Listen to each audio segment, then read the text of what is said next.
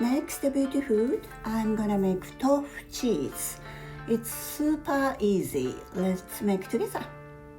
First of all, drain the water from the tofu. I recommend using a firm tofu.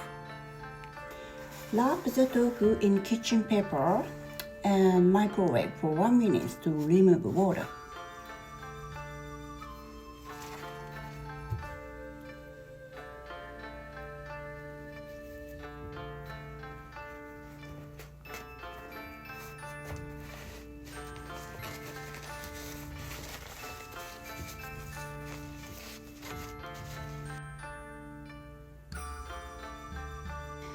Add on the tablespoon of Shio Koji to the tofu.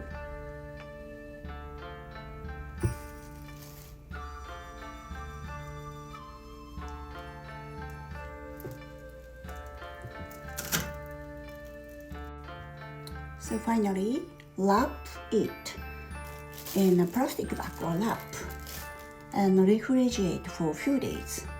So completely wrap.